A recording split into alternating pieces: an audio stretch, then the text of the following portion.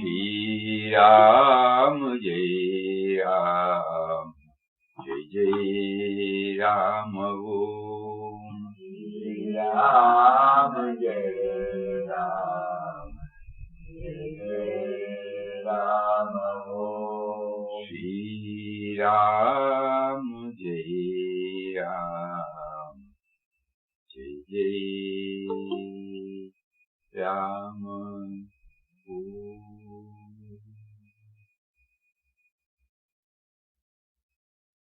Om Shri Ram Jai Ram Jai Jai Ram. Hari Om to everybody. Today is our Param Pujya Mataji's 117th Jayanti. Actually, Mahatmas don't have any Jayanti or Samadhi day because they are always alive. They are always alive. They have become immortal. But still we continue to remember such days so that on that day we will intensely go through their life and mission. For example, today when we come to know that today is Mataji's Jayanti day, morning we go there for the Ramnam session. We offer garland at the holy feet of our masters and then start Ramnam, number one. Then immediately we try to go through some of the books which highlight the inspiring life mission. Then the mind dwells on that. Then we try to see our experience, those who have met Mataji when she was in body. Then we try to check up whether our reverence for her is due to what? What is it that attracted towards Mataji? So we ask these questions. We try to remember the day when we first met her. We remember the day when we first started knowing her. All these put together, the cumulative effect of all these put together will give a pleasant experience in our mind. And when it becomes deeper and deeper, it occupies a permanent seat in our mind. So it is for this purpose that all these days are observed or celebrated. In ashram we don't have any celebration. Mataji herself was against all these celebrations. So today being her 117th Jayanti day, before we go to any other topic, we thought we would hear Mataji's words. This was a talk given by her on 12th March 1987, probably 2 years before. In the beginning, my Papa, who is eternal and infinite, existed as emptiness or void everywhere. He felt like enjoying his own eternal being. As soon as Papa felt like this, he projected forth out of his eternal infinite being this vast creation. He became Purusha and Prakriti, and also Shiva and Shakti. He created the forces of creation, preservation, destruction. As Prakriti, he manifested himself as all the names and forms of the world. Since then, he had been appearing in the world from time to time as the different teachers to instruct us how to attain his eternal being and partake of the eternal bliss. In the same way, the eternal and infinite Papa appeared in the world as beloved Swami Swami Ramdas to teach us how to attain him, even by living in the world. By first leading the life of householder himself, Papa taught us how to do our sadhana at home. For about 2 years before he adopted sannyas, Papa practiced severe austerities, fasted on many occasions, reduced his diet to mere 2 potatoes, which he boiled himself. All the time, while doing his sadhana, Papa did not renounce his work. He was running a handloom and printing and dyeing establishment. Though as a result of his sadhana, his mind was going more and more within, he kept on working till the last moment, but not neglecting any of his duties. At the same time, his Ramnam went on unabated. Even while working, walking, or doing anything, he continued to chant Ramnam. Thus, Papa himself practiced Nam Dhyan Seva and taught us how we too could attain his eternal being by pursuing that path. Papa made me also walk on this path.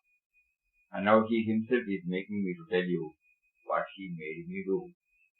In the beginning, Papa gave me the name and told me to chant it aloud and incessantly so that its sound should fall on my ears. Then my mind started running in different directions. Till then, I was not even aware that my mind used to run in different directions. But as I started chanting Ramnam, I became aware of my mind wandering.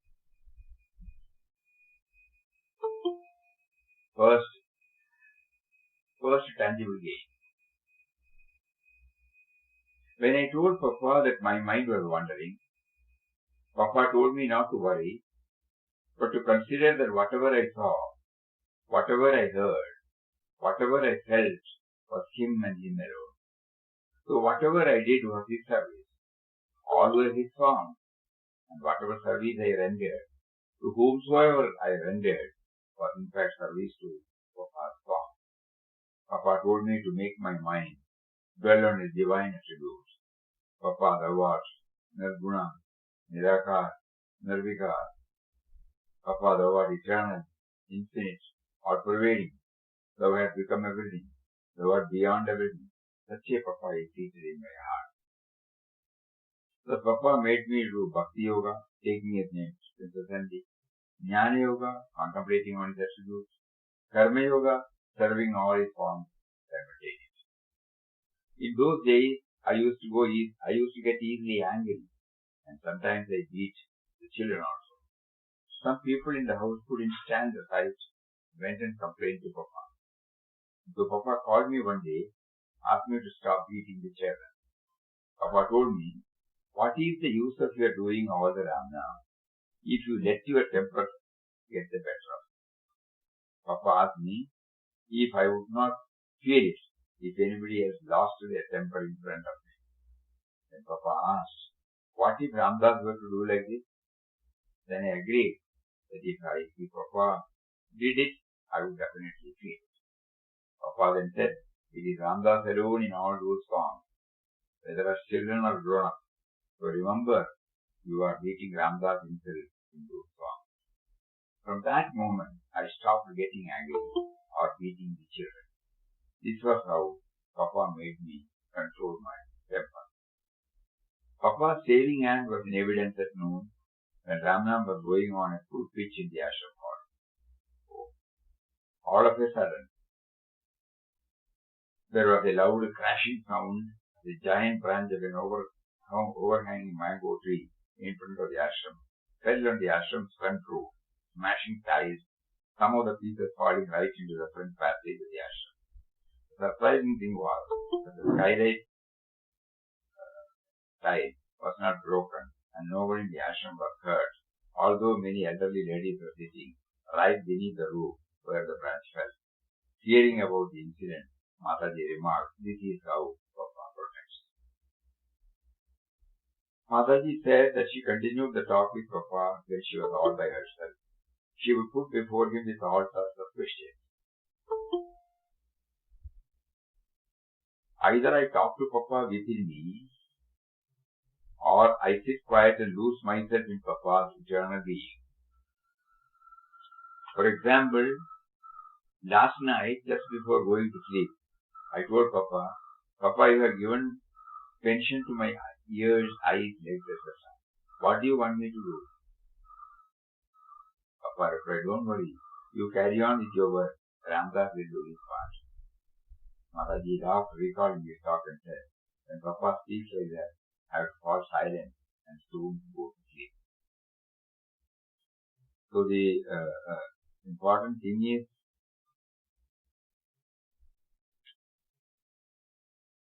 how Mataji was initiated into the expansion with the help of Brahma.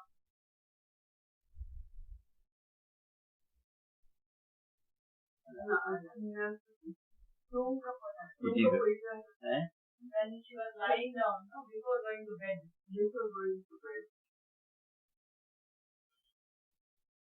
Mataji said that she continued to talk with Papa when she was all by herself. When alone. In the inner company. She would put before him all sorts of questions. Either I talk to Papa within me, or I sit quiet and lose myself in Papa's eternal being. For example, last night before going to sleep, I told Papa, Papa, you have given pension to my ears, eyes, legs, etc. What do you want me to do? Papa replied, don't worry, you carry on with your work, Ramdas will do his part. Mataji laughed, recalling this talk and said, when Papa speaks like that, I have to fall silent and soon go to sleep. Rest of things will take. Mataji, which is sweeter of the two types of bliss, talking to Papa or remaining immersed in his eternal being? Sriranji asked. Mataji, it is like the difference between sugar and sugar-related water. When Papa himself is sweetness personified, all the relationship with him has to be sweet.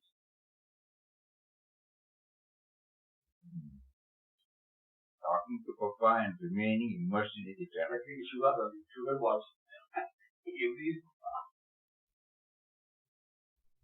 A talk which Mataji had with the Maharashtra devotees had been taken down, and a draft of the same was prepared by Swami Satsang. Mataji to Sriram. How do you find the matter? Sriram. Mataji, as you instructed, instead of blindly typing out the entire matter, I read and reread each line before typing it, and relished it very much. I felt as happy as I did when I heard you first talk to Maharashtra. Every time Mataji used to say that even doing charity, she used to say, we should be leading a righteous life. Simply chanting Ram Nam and doing whatever we like, it is not. So she had even narrated the incident of a merchant who used to come here regularly, who apparently does a lot of charitable activities, who also used to extend financial aid to ashram. But Papa Mataji said when he passed away or something, the whole family was in trouble. Apparently, he was also chanting Ram Nam, he was going to ashram, he was revering Mahatma, everything was there, he was doing charity. But what happened? So she says when it is done at the lip level, so it must be chanted with the right person. Everything is done by him. Everything is for him. These two things. Everything is done by him and everything is for him. These are some of the points she highlighted. We are all deeply grateful to Pujya Mataji because we all know that but for Mataji this ashram would not have come. Papa by himself would not have set up this ashram. And brick by brick, she built it up with very heavy odds. Nothing was here, and everything was physically also done by her. Right from cooking, right from supervising, planning, everything. And not only this ashram, she took up so many activities outside of it. At the same time, anyone who comes here, they all felt the touch of that mother, taking care of all the requirements. She was literally an earthly mother to all. At the same time, a spiritual taskmaster. So today at the forenoon session, we were intensely praying to Mataji that we now know the reason why we are slacking. So we are not going deep. Mataji was asking, we read that particular portion this morning, where she said, if we don't assimilate, if we don't do the manan, mere reading will not help. Today when we were attending the Arati program, every time, the mind keeps on telling, you are not that, why are you telling this? So just like when she said now, when Ram Nam chanting was started, first tangible gain is, we have come to know that the mind is wandering. So then it's a challenge to us. So the effort is either to still the mind or to know the genesis of each and every object it goes. And finally, taking it everything as the heart. So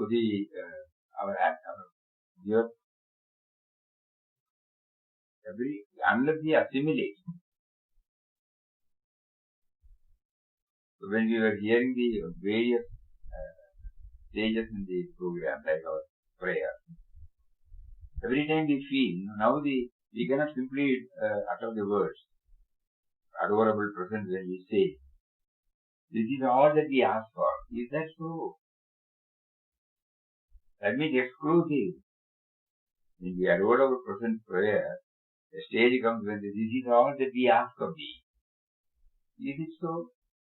We are just uttering the name. In our mind, so many things are there. So first we become conscious of what is the area where we have to improve first. Similarly, in our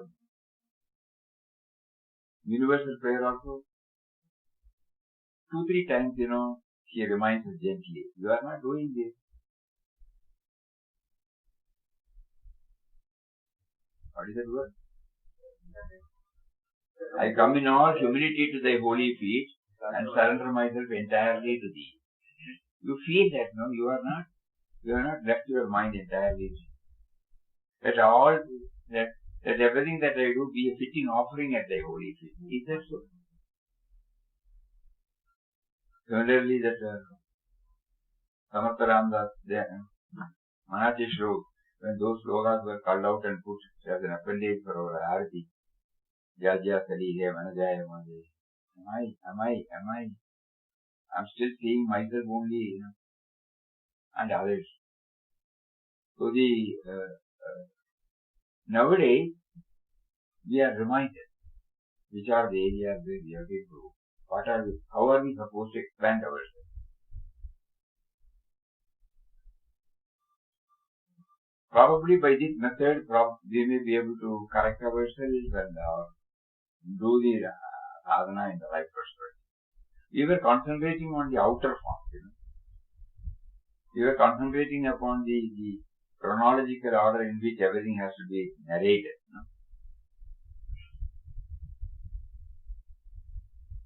There is a time allotted for everything.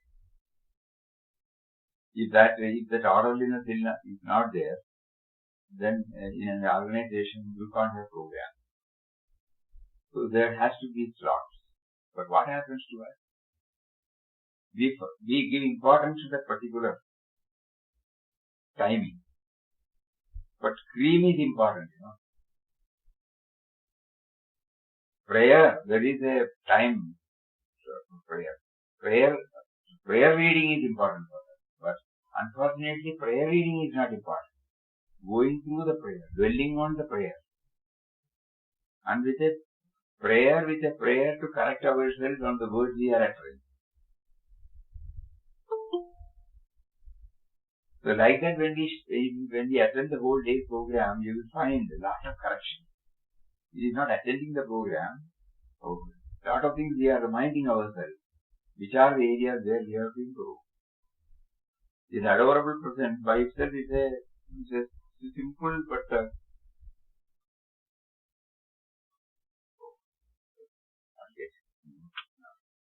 adorable presence. See, for example,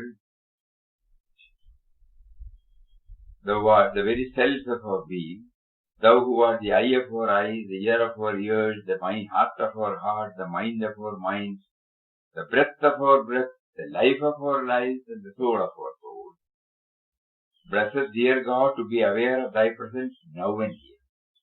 This is all that we ask of thee. So when we reach that, are we sincere in telling thee? Because the life force is there, that is interpenetrating the very cells. Trillions and trillions of cells. They have become activated because of the life force in us, breath of the breath. Easy for me to understand. I know the breath. Life I know. Life and death I know. But the life of the life, eye of the eye, ear of the ear. So with all this, what we find is that when we apply our mind on the theme, we know which are the places where we have to improve. We should have the right concepts. So these are some of the teachings. They teach us on the important days when we pray to them from the bottom of the heart. We are again praying, please don't allow us to just have this session. Don't let us to have some timing, some disciplines. We should be aware why we are undergoing the discipline. Otherwise the discipline will be there, but I am there with all my crudeness. By doing all these things, I should get polished, The roughness should go. I should become smooth. But now what happens? I do all those things apparently. But nothing happens to thee.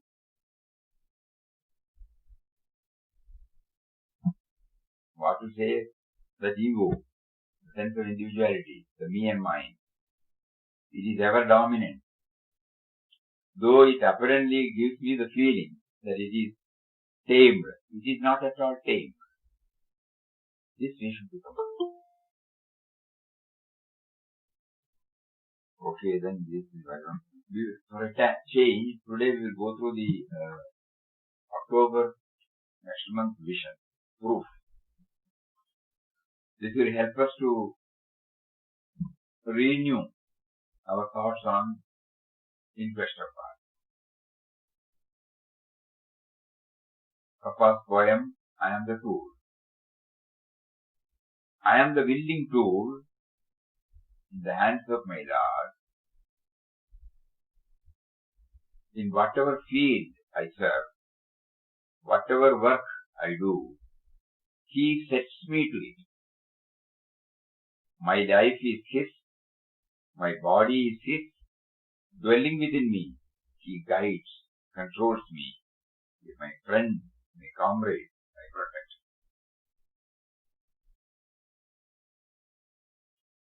From the editor.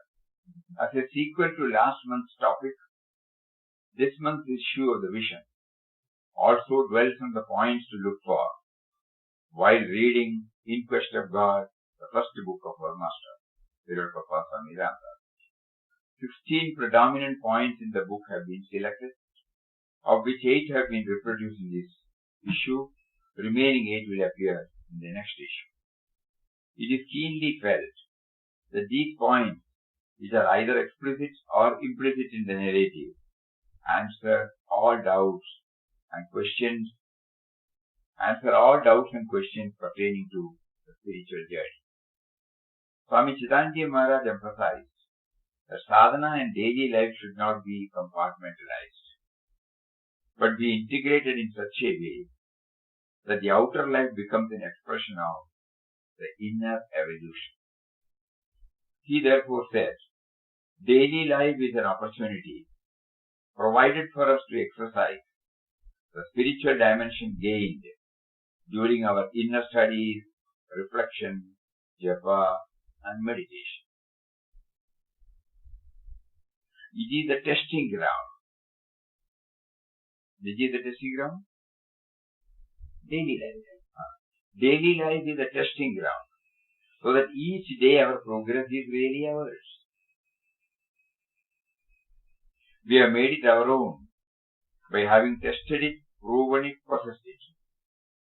Until it has been tested and proven, it is not our own. It does not become part of us. This is a wonderful message we should never forget.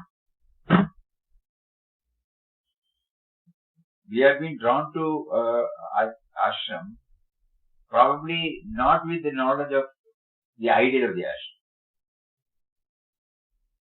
God somehow willed that we should get in touch with the ashram, and when He made us to get in touch with this ashram, after a long time, even we would have gone through in the vision of God, even we have covered that portion where the inauguration takes place. But it takes a long time for us to locate, oh, this is the ideal.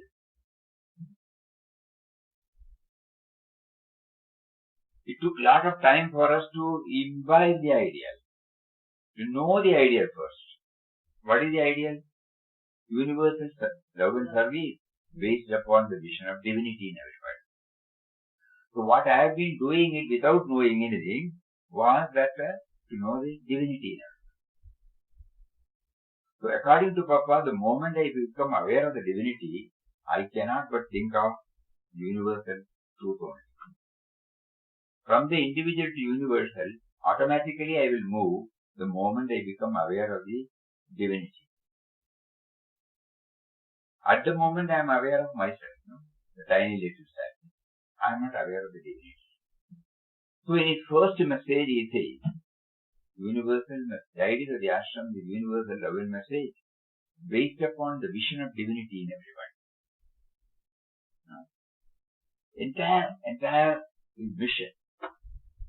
Entire mission has been captured. Then I start thinking, oh, what am I doing? So first I have to realize the divinity in me, then only I will be able to connect up to the divinity in everybody. So if I am chanting Ramnam, if I am chanting Bhajan, if I am doing Manana, if I am doing stilling the mind, if I am meeting a Mahatma, if I am doing any sort of activity, it should all be for gaining the vision of divinity. So this is how their words keep on. Oh, what am I doing? I keep coming, I keep attending, but I am nowhere near this. The trust has not been given to feel the divinity. Why did I remember? That is because in my outer life and my inner life, it was compartmentalized. When I come to the ashram or when I attend the program, yeah, that is right. But when I come out of it, totally different. This is one compartment, this is another compartment. That's all. There is no interconnection. That is why, through this quotation, he says, whatever I do, it will become mine only when I tested it, proved it. We have made it our own by having tested it, proven it, possessed it. Until it is tested and proven, it is not our own. It does not become part of us. The book In Quest of God brings out this truth through Beloved Papa's application of spiritual dimension in every moment of his daily life. The first lesson we should learn. The divinity in everybody, the first lesson. So all the episodes, if there are 30 to 35 episodes, through the 35 episodes, he is teaching us this. Yeah, vision of divinity in everybody. Vision of divinity in everybody. Keeping this in mind, while reading and attempting to plumb deep into these points, it would be better to parade before our mental vision the various experiences that He has made every one of us to pass. Otherwise it is papa's, it is not becoming mine. Although at the time of undergoing the so-called painful or pressure-giving experiences, we would not have realized that events are actuated by Him for our ultimate good. Now, with the dimension that He has kindled in us through the deep study of the inquest of God, we can try to gradually realize the truth that His guiding hands have been steering every activity of our life. So now we start thinking, He in the form of our parents, He in the form of our brothers, sisters, relations, or elders, He in the form of our co-students, teachers, He in the form of our colleagues, bosses. He has been guiding us, leading us. And if we have reached somewhere now, it is all because He has been guiding us. The first is the way.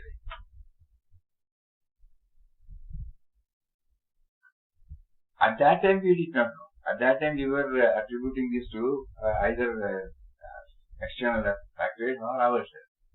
Whenever there was anything wrong, we felt we used to criticize others, find fault with others.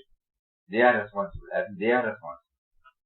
When something comes to me, when I gain something, I immediately take because of my expertise, because of my concentration, because of my behavior, because of my attitude, I was able to scale the heights.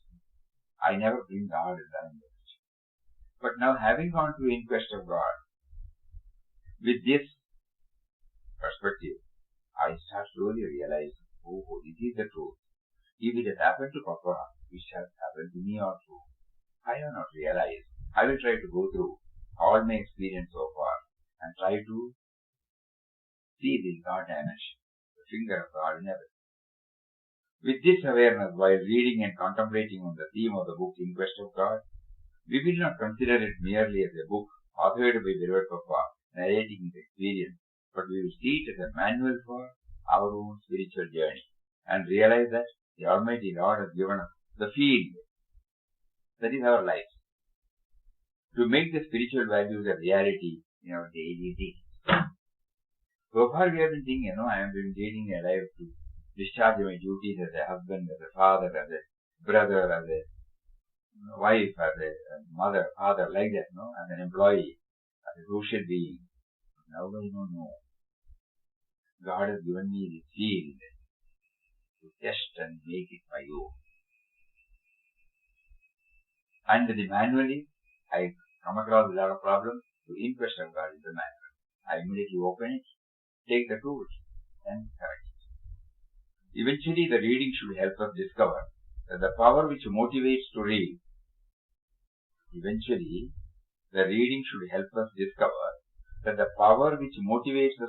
and understand the salient point is seated in the inner chamber of our being. It is not coming from outside. One Mahatma said, there is a place in all of us that has remained innocent, uncorrupted, untouched by the world. We have to locate that most delicate place. It's a very sensitive place. It is where we feel love, where tenderness and compassion arise, free from self-interest. This place is the whole, HOAD. We have to fall into and disappear forever. In short, the book Inquest of God inspires us to break the shackles of our present pattern of thinking. Our priorities, preferences, cravings, infatuation, and preconceived notions, and steadily move toward the awareness of the ever-present Lord of the universe in us, everywhere about us, and to place ourselves totally at His feet. This is the purpose of Inquest of God. This is the purpose of reading Inquest of God. This is the purpose of assimilating the theme of inquest of God. This is the purpose of translating inquest of God into our own life. You have to realize, Papa says, you have to realize that you are the whole and all-inclusive truth. You get thrills of bliss when you have completely merged your individual sense with God, the universal consciousness. If you could maintain the supreme consciousness at all times, you will ever live in the eternal and be ever in a state of perfect freedom and ecstasy. Now, how God came into my life by miracle. The human being is gifted. In this article, you find Papa using the word I. The human being is gifted with reason, which can be best utilized by him to develop a keen aspiration for God, backed up with intense dispassion for sense enjoyment.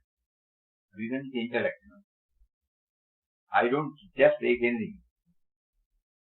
I reason it out. Where from these words have come? Like that. The human being is gifted with reason, which can be best utilized by him to develop a keen aspiration for God, backed up with intense dispassion for sense enjoyment. Now, what is the aim of life? It is happiness. This cherished aim is fulfilled by realizing God who is eternal happiness. All of us want happiness, and we strive, we get, but it is not lasting. So we want eternal happiness, and God alone can give it.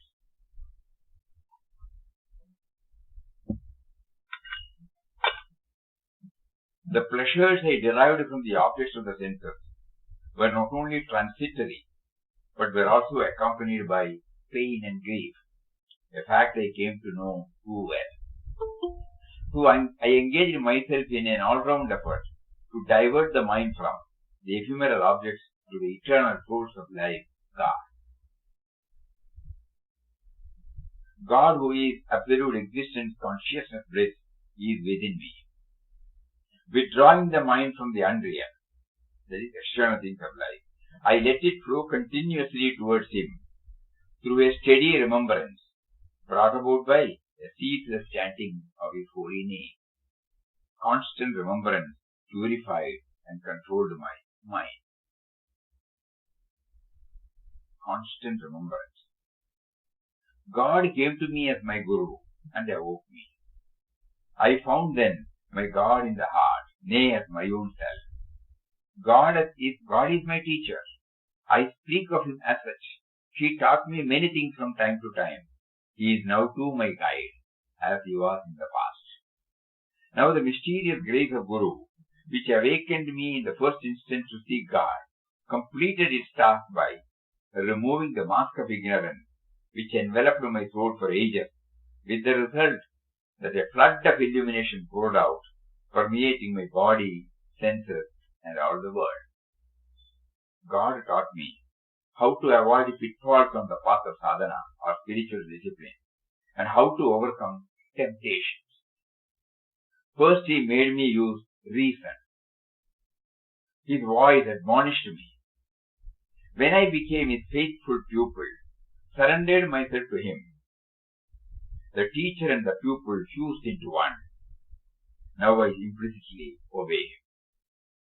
In this splendor, my soul was lost, individual, followed by the dawn of a cosmic consciousness and the knowledge of my still and all-pervading Atman or Self.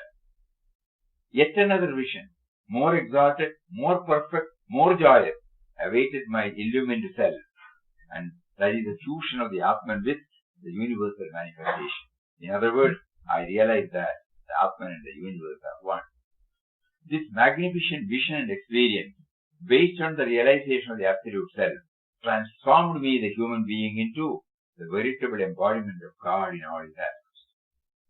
As my soul stepped from the animal into the human, it now stepped from the human into the divine.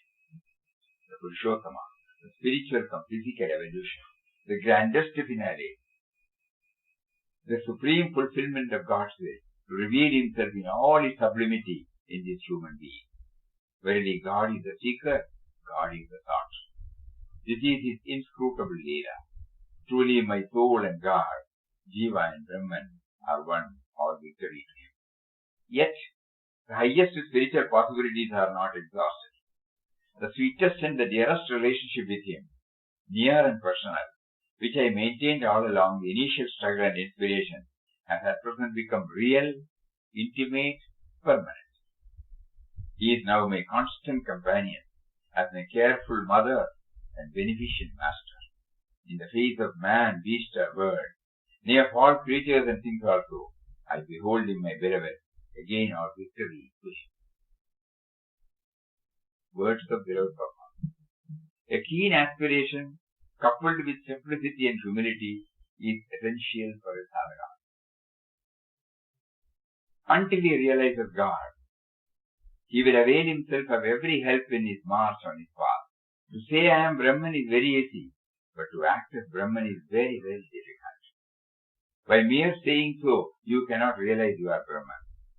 Saints and sages have taught by their example how to reach this exalted state.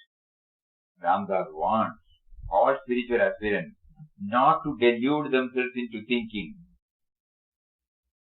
that they have attained divine perfection while they are still stumbling on the path. Ego must be dead along with all its desires. Brahman must be the dominating and the only real factor in the life of the sadhaka. His life must totally be filled with the light, peace and joy of the Brahman. He must act, live and move as Brahman. He must walk, work, eat and do all action as Brahman. If you have achieved this consummation of the divine quest, then you are 1,000 times blessed. The purpose of human life is fulfilled. If not, go onward steadily and surely satisfying day by day your thirst for God until you know that you are He. Words of Mother. Papa, that is God's eternal being, is all void, and we can become one with such a Swarup of Papa only if we ourselves become thoroughly empty within and without. Papa has implanted in each one of us body consciousness so that we may enjoy the fruits of His own creation. As I went on doing what Papa had asked me to, I began to identify every article I saw, be it a flower, a piece of cloth or any other article with its source, namely Papa, and to tell myself what a beautiful thing Papa has brought. Gradually, as the Papa's thought filled me through and through, the void that pervaded all around me permeated my mind also. Stillness. There would then ensue long spells of void or utter blankness of mind between two thoughts. Nirguna Nirakara Papa has manifested as the entire universe with innumerable names and forms. He is seated in your heart and in everybody's heart. The mind reaches a state of stillness or void, like the space between you and me, or between the road and the sky above. That emptiness pervades you within and without. Then you get Sakshatkar in no time. Think of the Swarup of Papa when you chant Ram Nam. Also, pray to him to reveal himself in your heart. Try to love everybody as are all different forms of Papa. Regard all that you do as his service.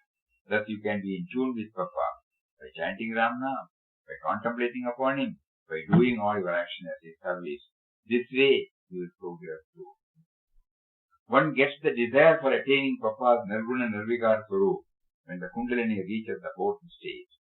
The devotee even gets to know what that ultimate state of realization would be, like the vast space around us and between us and so on. Just to bring some thought to your mind, and as soon as the thought ends, there is a pause before you think of another thought, and the mind is blank in this period. That blankness is Papa. The vacant space between you and me is Papa. So much is He all-pervading. Such an all-pervading Papa is seated in your heart. Words of Pujya Swami Sachidananda. My practice in those days during the latter part of his sadhana day was that when I saw anybody, I should see the consciousness in him, capital E, capital C, pervading every atom of his body. And I took it that the body was active only because of the consciousness, which is real and not the body. The consciousness is also called the unifying spirit that connects up all the forms in Prakriti into one unit, like the thread that connects up all the beads in a rotary and makes it a single unit, which we call rotary. I was charmed by Saint Anandashram Maharaj's statement that Purusha is the gold thread connecting all the gold beads, which are innumerable forms of Prakriti. Thus he says the Purusha and Prakriti are not different. This practice gave great joy. Yet I lacked the feeling I was completely free or liberated. There was something more to be experienced and yet abolished. I often used to repeat, "O Lord, you are everything. All the emotions, all the thoughts, all the feelings are you only. As there is nothing but you, you are also beyond everything." Whenever the thought of a person came to my mind, I took him to be not an individual, but part of the universe, which is the manifestation of God. From early morning, whatever I saw, whatever I touched, I used to say within myself, "This is also your form, O Lord." As everything was identified with God, this made me speak less, as the mind was busy engaged in identifying everything and everybody with God, and trying to be conscious of the Purusha pervading the entire body of the person or object. So I was cool and calm, enjoying the communion with God in each and every form I saw.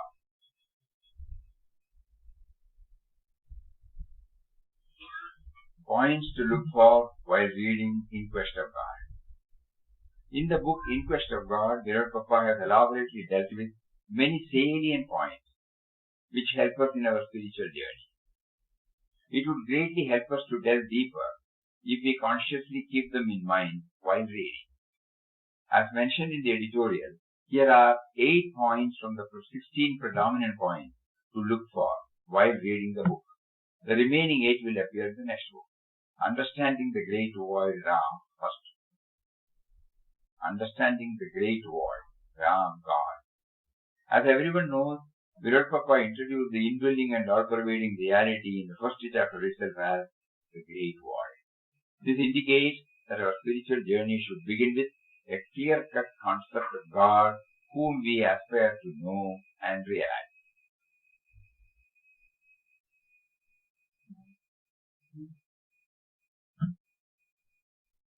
Our common sense says that everything needs a base for its existence. A building needs a site, though we do not generally become aware of the site after the building is constructed. In order to read these words, the white background serves as a substratum, which is also not often recognized. Whiteness. A pot needs mud or any other raw material to be made into a pot, but seldom do we recognize the base material when we look at the pot. We can dance or move about only on a solid base, but we do not see the stage or the ground on which such movements take place. Similarly, Chaitanya or dynamism is possible only on a static base. And the base does not undergo any change, irrespective of the different characteristics of the content. God is therefore the inner witness, watching and accommodating all thoughts, objects, situations, without being affected in the least by any of them. That is why in some of the shlokas or hymns, God the Great Void is likened to Gaganam, meaning space. Everything is pervaded by space, but is not pervaded by everything. It is existing within and without. It is undivided and continuous. When a pot made out of mud is broken, the pot space is absorbed in the infinite space, becomes undifferentiated. Similarly, that which is the base of the individual dissolves into the cosmic base, the Supreme Self, which is our true being. In Brahmayanavadi, Sri Shankara says, Niradhara Swarupoham Sarvadharoham Evacha Aptakama Swarupoham Ahamevaham Avyaya. I am without any support, and I am the support of all. I have no desires to be fulfilled. I am the very self, indestructible, changeless. So this is the first point. Understanding the Great Void. Through that, we come to know that even if we are now speaking means the thought expressed in the form of words, it needs a base, again it is coming from the base. So by using the word Great Void, Papa is teaching us the Harishri, of spirituality. The first basic alphabet he teaches. You should have the right concept of heart. Second, he should trust him. Belief, as we understand, is applicable at the primary stage of the spiritual journey. However, during trying time, belief alone will not help much. Here, trust plays a crucial role. Trust is not merely a process of conceptualization at the mental level, but it is handing over ourselves completely to the Lord by accepting everything that happens as for our ultimate good. This difference becomes explicit through the following anecdote. A tightrope walker started walking on a rope tied between two tall towers. He was walking slowly, balancing a long stick in his hand. He had his son sitting on his shoulders. Everyone on the ground was watching him with bated breath. When the acrobat reached the second tower, everyone clapped, whistled, welcomed him. They shook hands with him and took selfies. He asked the crowd, "Do you all think I can walk back on the same rope now from this side to that side?" Crowd shouted in one voice, "Yes, yes, you can." "Do you trust me?" Yeah, they said, "Yes, we are ready to bet on you." He said, "Okay then, can any one of you allow your children to sit on my shoulder? I will take the child to the other side safely." There was stunned silence. Everyone became quiet. Nobody came forward to volunteer their child for this exercise. This shows that the audience believed him, but they did not trust him enough when it came down to me and mine. The trust is a lot deeper than belief. Trust requires total surrender. This is what we lack in our pursuit of God. Whereas beloved Papa had this in spades, and therefore could emphatically state, if there is one being on whom we can put absolute trust, or on whom we can depend at all times and in all conditions, it should be the Supreme Truth. SNT capital. Man's fall from his divine state is due to his lack of faith in the ultimate reality. Sterling faith is closely associated with selfless love. The heart is the seat of love, so also the seat of truth. And truth and love being one, faith means undoubting confidence in the greatness of truth. So that is the second one. Throughout the inquest of God, if you find trust in Ram,